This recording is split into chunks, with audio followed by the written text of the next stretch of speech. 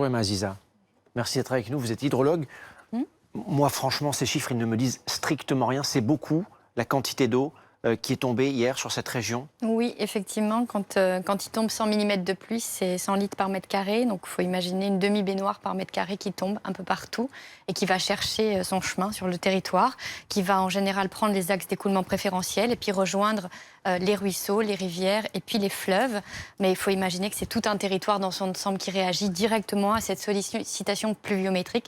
C'est ce qui s'est passé hier et ça a été le plus gros en fait, de l'événement quand on a vraiment eu toute la zone de Béziers qui a été touchée dans un premier temps. C'est d'abord des phénomènes de ruissellement en nappe, donc, et ensuite ça s'est concentré sur les grands cours d'eau, sur l'Orbe, sur l'Aude, et donc ça a été plus ou moins maintenu. Le risque, c'est qu'avec ces cours d'eau qui ont des niveaux extrêmement élevés, on puisse avoir des ruptures de brèches, des digues, enfin des brèches dans des digues qui derrière peuvent permettre à l'eau de s'écouler dans des zones sur lesquelles on pensait être protégé parce qu'il y avait une digue et parfois on ne l'est pas, bien au contraire, on est surexposé. Une demi-baignoire, ça me parle un peu plus. Cette eau, justement, elle s'évacue de quelle manière? Est-ce qu'elle est absorbée par les sols? Est-ce qu'elle s'évacue par les cours d'eau? Quels sont les principaux risques? Vous en avez évoqué quelques-uns, mais les principaux risques qui peuvent faire suite à un épisode comme celui qu'a connu cette région hier? Alors, en général, les eaux vont s'évacuer dans un bassin versant en allant vers leur exutoire, c'est-à-dire vers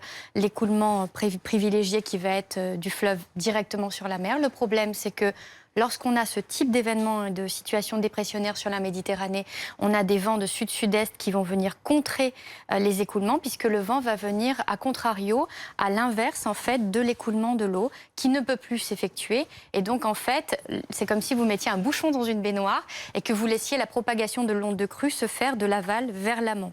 Donc ça, c'est problématique et donc ça, c'est un des moyens d'écoulement des eaux. Et le deuxième, effectivement, c'est le fait de pouvoir réussir à s'infiltrer. Heureusement, j'ai envie de dire, les sols étaient particulièrement secs puisqu'on avait subi des sécheresses majeures. Donc ça a permis de contenir une énorme partie de l'âme d'eau. On sait qu'il y a des millions de mètres cubes d'eau qui peuvent être retenus directement dans les milieux souterrains, sauf qu'à partir du moment où le milieu souterrain est saturé, là, ça devient extrêmement dangereux. C'est le cas actuellement. Et donc, on voit bien qu'on est sur une fin d'événement et de cette goutte froide qui est le système météorologique qui nous a amené ces pluies, en fait, est en train de s'atténuer. Mais on voit bien qu'on a encore des petites ondées qui remontent, qui sont très faibles, les petites cellules convectives en Méditerranée. Si celles-ci se produisent dans des zones où on voit les images sont déjà complètement saturées, ça peut faire l'effet d'une bombe et effectivement, localement, avoir des effets importants. Images de l'hélicoptère BFM TV tourné hier. Vous les avez vues, ces images? On est vraiment dans une situation différente de ce qui s'est passé l'année dernière. Premièrement, l'année dernière, ça s'est passé la nuit. On n'avait pas d'indicateur majeur qui venait nous prévenir de ce risque imminent sur les territoires. Donc les populations étaient réveillées dans la nuit, d'urgence. Il n'y a pas eu en fait d'accompagnement possible. On a été juste dans la gestion de crise immédiate.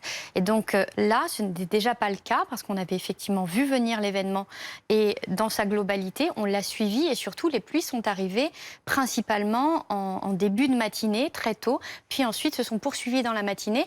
Donc ça n'a rien à voir parce qu'effectivement, il n'y a pas cet effet de surprise. Donc ce que vous dites, c'est que le pire a été évité peut-être plus de manière circonstancielle. Deuxièmement, sur le plan météorologique, Marc, elle pourra peut-être plus en parler, mais juste pour dire que l'événement était extrêmement concentré l'année dernière sur une zone et extrêmement violent avec ces effets de ruissellement en masse qui ont traversé les territoires.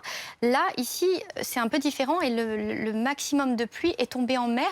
Donc j'ai envie de dire qu'on a eu, on a échappé belle, effectivement. À Trèbes, l'année dernière, il est tombé 300 mm, mais en l'espace de 12 heures. Or là, Béziers et les villes aux alentours ont reçu 250 mm. Alors localement, des lames d'eau montrent 300 mm, mais en 36 heures. Donc voilà. Ce qui explique aussi peut-être la différence de bilan entre ce qui s'est passé l'année dernière à Trèbes et cette année. Merci à tous les trois pour vos explications.